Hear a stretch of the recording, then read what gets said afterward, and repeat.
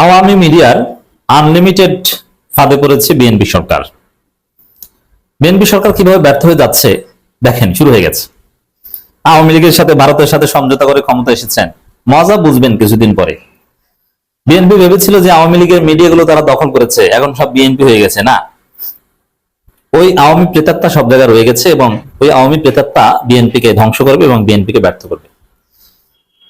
কিভাবে করবে বুঝতে পারবেন। হ্যাঁ, রাজনৈতিক আওয়ামী লীগকে আপনি জেলে ঢুকাচ্ছেন, 7 মার্চের ভাষণ বাজালে তাকে ধরছেন, ঠিক আছে, কিন্তু আরো কত প্রকার আওয়ামী লীগ যে রয়েছে যারা বিএনপি সেজে বসে আছে, বিএনপির কাঁধে ভর করে এতদিন টিকে ছিল, এখন সুযোগ পেলে আপনাকে কামড় দিয়ে ব্যর্থ করে দিবে, আপনি এখন টের পাবেন। এবং আমি যে প্রেডিকশনটা করছি যে বিএনপি সরকার যদি এই তাদের অন্যায় নীতির উপর থাকে, যদি সংশোধন না হয়, তাহলে 1.5 বছর বেশি টিকতে পারবে না, আর ভালো হয়ে গেলে 5 বছর টিকতে পারবে। এই যে 1.5 বছর তারা টিকতে 1.5 বছরের মধ্যে তাদের পতন হবে যদি আকাম করে, এই পতনে সিগনিফিকেন্ট ভূমিকা রাখবে আওয়ামী লীগ। দেখেন, এখন অনেকে প্রশ্ন করবেন যে বিএনপির পতন যদি তারা জুলাই সনদ না মানলে 1.5 বছর আমি দিয়েছি, 1.5 বছরের মধ্যে পতন হবে। জামাত কিভাবে বিএনপির বিরুদ্ধে শক্তিশালী আন্দোলন করবে? জামাতের তো মিডিয়াই নেই, জামাতের নাই, কিন্তু বিএনপির দখলকৃত মিডিয়াগুলো ওর রন্ধ্রে রন্ধ্রে আওয়ামী লীগ, এবং এরাই দেখবেন যে বিএনপির জয় বাংলা বাজিয়ে দেবে। আর জুলাই বিপ্লব দেখেছেন না, এইসব মিডিয়া টিডিয়া এগুলো লাগে না, সোশ্যাল মিডিয়ার মাধ্যমে বিপ্লব ঘটে। হ্যাঁ, এটাই ঘটবে। বাস্তবিক কথা হচ্ছে যে ইন্ডিয়ান হেজিমনি তারা বিএনপি কাঁধে ভর করে টিকে আছে, তারা সুযোগ মতো বিএনপিকে ফেলে দিবে, এটা হচ্ছে সত্য কথা। বিএনপি সেই ঝুঁকির মধ্যে আছে, আর এতে গুরুত্বপূর্ণ ভূমিকা পালন করবে আওয়ামী মিডিয়া। আওয়ামী মিডিয়ার ফাঁদে পড়ে আছে বিএনপি। যেমন বিএনপির নেতা, বিএনপি পন্থী সাংবাদিক, বালের কণ্ঠ পত্রিকার সম্পাদক, অথচ সেই কালের কণ্ঠ এমন এমন কাজ করছে, মানে আওয়ামী লীগের পেজ থেকে কপি করে নিজস্ব প্রতিবেদকের নামে রিপোর্ট প্রকাশ করছে, অথচ সম্পাদক কিন্তু বিএনপির। মজা না? বিএনপির সম্পাদক কিন্তু আওয়ামী পারপাস সার্ভ করছে, আওয়ামী লীগের পেজের খবর হুবহু কপি করে মেরে দিচ্ছে। মানে বিএনপির লোককে সম্পাদক বানিয়ে তারা তাদের মতো করে ভারতের বুদ্ধিতে আগের মতো খেলছে। তো এই ফাঁদেই বিএনপি সরকার পড়েছে এবং এভাবেই বিএনপি ব্যর্থ হবে। দেখেন, একটা সিগনিফিকেন্ট ঘটনা আমি আলোচনা করছি এখানে। আমাদের পুলিশের জনাব আইজিপি তিনি একটা কথা বলেছেন, এই কথাটা কালের কণ্ঠই সবচেয়ে বেশি বিকৃত করেছে,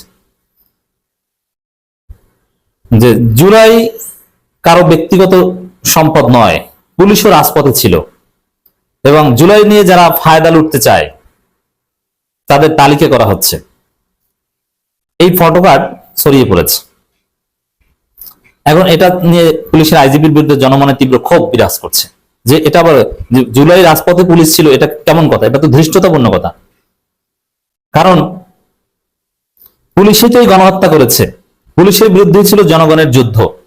জুলাই রাজপথে তো ছিল এরা গুলি করতে, কিন্তু সেখানে জুলাই পুলিশকে পজিটিভলি উপস্থাপন করছে জুলাইয়ে আইজিপি। আইজিপি তো জুলাইয়ের আওয়ামী পুলিশ, এরকম একটা পারসেপশন তৈরি হয়েছে এই খবর থেকে। এবং যারা জুলাই নিয়ে ফায়দা লুটতে চায় তাদের তালিকা করা হচ্ছে, জুলাই কারো ব্যক্তিগত সম্পদ নয়। এটা থেকেও বোঝা যায় যে যারা জুলাই পন্থী তাদের খবর আছে, জুলাই নিয়ে রাজনীতি করা যাবে না, এর মানে জুলাই মনে হয় নিষিদ্ধ কিছু, এরকম একটা মেসেজ কালের কণ্ঠ সহ সমস্ত পত্রিকা ছড়িয়ে দিয়েছে এবং আইজিপি কে জুলাইয়ের ভিলেন বানিয়ে দিয়েছে। এতে পুরো বিএনপি সরকার, কারণ বিএনপি তো আইজিপি হিসেবে তাকে নিয়োগ দিয়েছে, পুরো বিএনপি সরকারের বদনাম যে বিএনপি একদম জুলাইয়ের বিরুদ্ধে। এখন জুলাইতে পুলিশকেও হিরো বানাচ্ছে বিএনপি সরকার। এখন জুলাইকে ভিলেন বানিয়ে, জুলাইকে এভাবে অবজ্ঞা করে, জুলাইকে ক্রাইম বানিয়ে, জুলাইয়ের পুলিশকে হিরো বানিয়ে কোন সরকার বাংলাদেশে টিকতে পারবে?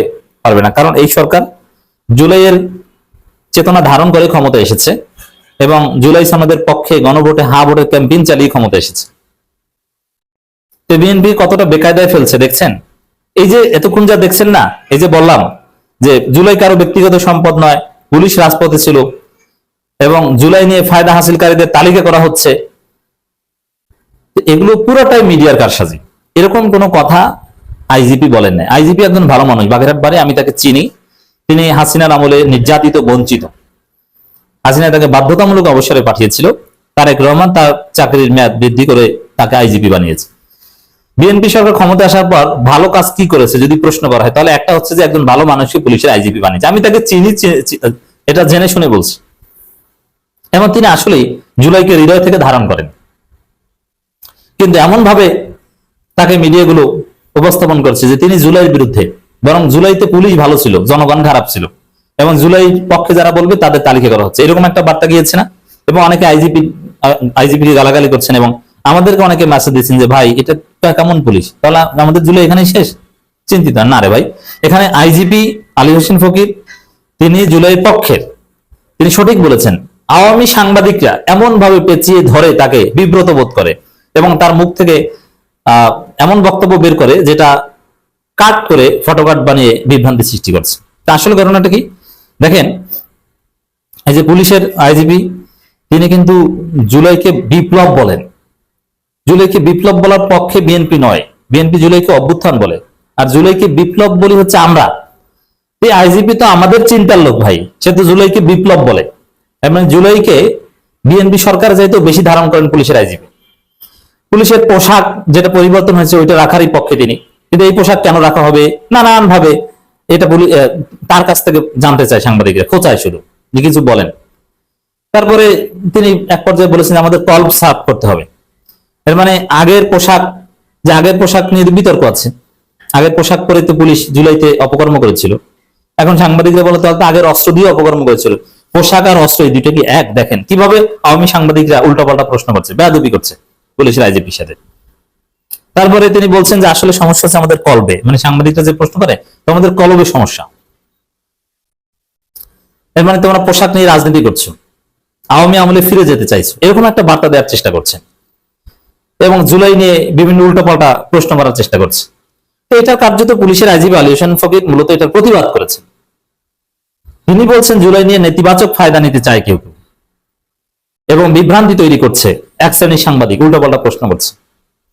তিনি জুলাইয়ের এবং এটা নিয়ে বেশি বিভ্রান্তি, তো এটার ব্যাখ্যা দিই যে পুলিশ রাজপথে ছিল, জুলাইয়ের পুলিশ আর এই পুলিশ এক না। যেমন তিনি নিজে, হাসিনা তাকে বাধ্যতামূলক অবসরে পাঠিয়েছিল, এবং জুলাই আন্দোলনে তিনি নানানভাবে সক্রিয় ছিলেন এই আইজিপি, যার ফলে তাকে তারেক রহমান আইজিপি বানিয়েছে। অতএব তিনি পুলিশের আইজিপি, তিনিই তো রাজপথে ছিলেন জুলাই আন্দোলনে, জুলাই বিপ্লবের পক্ষে ছিলেন, হাসিনার বিরুদ্ধে ছিলেন। আরো অনেক পুলিশ কর্মকর্তারা যারা বঞ্চিত তারা ছিল, এবং অনেক পুলিশ কর্মকর্তা জনগণের উপর গুলি চালায়নি তারা ছিল, তাদের কথা বলেছেন, কিন্তু গণহত্যাকারী পুলিশের কথা বলেন নাই। এই আইজিপি নিজেই তো রাজপথে ছিলেন, এই অর্থে বলেছেন তিনি জুলাই বিপ্লবকে ধারণ করেন, কিন্তু মিডিয়া এমন ভাবে পুলিশকে ভিলেন বানিয়ে দিয়েছে, পুলিশকে জনগণ এখন ঘৃণা করা শুরু করেছে। আর জনগণ যদি পুলিশকে ঘৃণা করে তাহলে বিএনপি সরকার তো সফল হবে না। তো মিডিয়া এইভাবে কারসাজি করে, উল্টাপাল্টা প্রশ্ন করে, ভারতপন্থী মিডিয়া, ভারতপন্থী সাংবাদিকরা, আওয়ামী সাংবাদিকরা পুরো পুলিশ প্রশাসনকে বিতর্কিত করে দিচ্ছে, যেটা বিএনপি সরকার ব্যর্থ হওয়ার একটা উপাদান।